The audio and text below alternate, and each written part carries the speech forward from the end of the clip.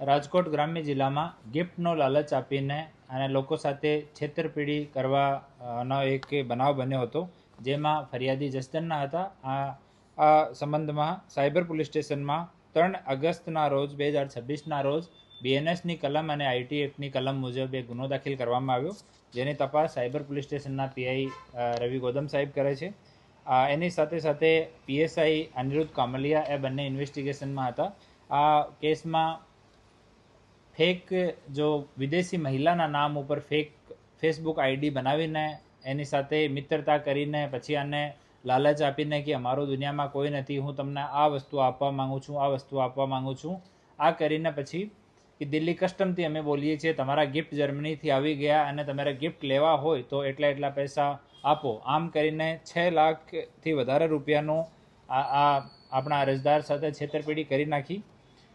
આ ફેક્ટ્સ ઉપર Rajkot range DIG સાહેબ નિલીપ સાહેબના માર્ગદર્શનમાં અમારી ટીમ આગળ ઇન્વેસ્ટિગેશન કરતી હતી. એમાં 3 આરોપીઓ પહેલાં અટક કરવામાં આવેલા છે.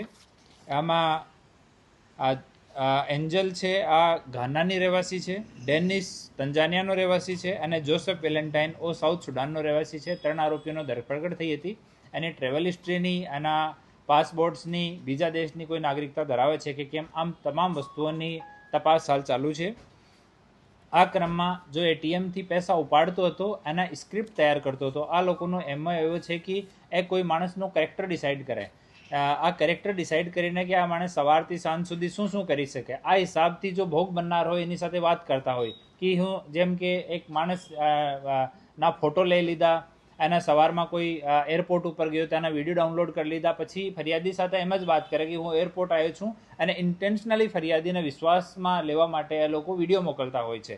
તો આ કામ કરવાવાળો એક ફર્ડિનાન્ડ ઉર્ફે માજી, આ નાઇજીરિયાનો રહેવાસી છે અને 2014થી આ ભારતમાં રહે છે. હાલ દિલ્હીમાં મેરોલીમાં ત્યાં નિવાસ કરે છે અને મૂળ કામ આ ફ્રોડનું છે. આ મેડિકલ વિઝા ઉપર 2014માં અહીંયા આવ્યો હતો અને ત્યારથી અહીંયા છે. હાર્ટનું કંઈ મેડિકલ સર્ટિફિકેટ લઈને એના ઉપર આ મેડિકલ વિઝો લીધો હતો. મેડિકલ વિઝો પણ એક્સપાયર થઈ ગયો. એનો પાસપોર્ટ રિકવર થયો છે. એની પાસેથી 4 મોબાઈલ ફોન રિકવર થયા છે, 1 laptop, 3 SIM, 1 passport, pen drive, wifi receiver અને રોકડ રકમ 20,900 રૂપિયા એટલો મુદ્દામાલ એની પાસેથી રિકવર થયો છે. એક ફોન જ્યારે આને ડિટેન કરવા માટે ટીમ ત્યાં પહોંચી, પીએસઆઈ અનિરુદ્ધ કામલિયા અને એની ટીમ, ત્યારે એક ફોનનો ફોર્મેટ કર્યો.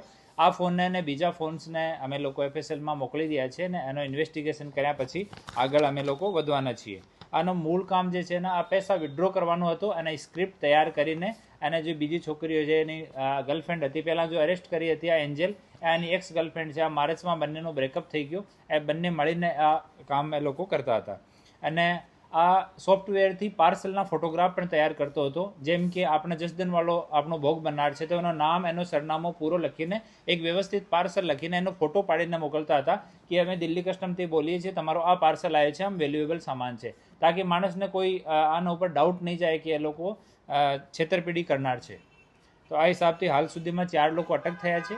આના જો બેંક અકાઉન્ટ્સ છે એની અને આના પાસપોર્ટની અને ટ્રેવલ હિસ્ટ્રીની બધી તપાસ હાલ ચાલુ છે. આમાં જે પ્રોગ્રેસ થશે એના વિષયમાં આપણે ઓફિશિયલી અમે લોકો માહિતગાર કરવાના છીએ. સાહેબ, જે 5 દિવસના રિમાન્ડ મળ્યા હતા